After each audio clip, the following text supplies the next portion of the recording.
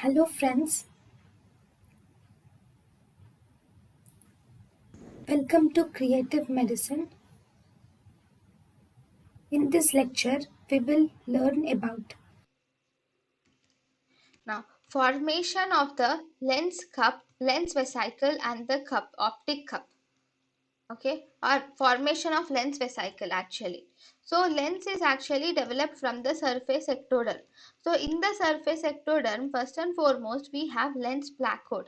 So this is the lens placode, this is the optic vesicle.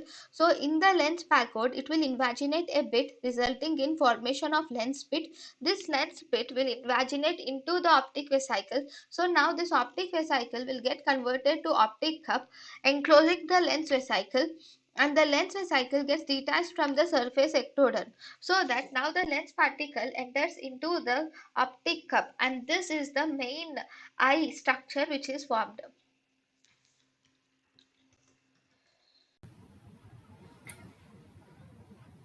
thank you and thank you for watching.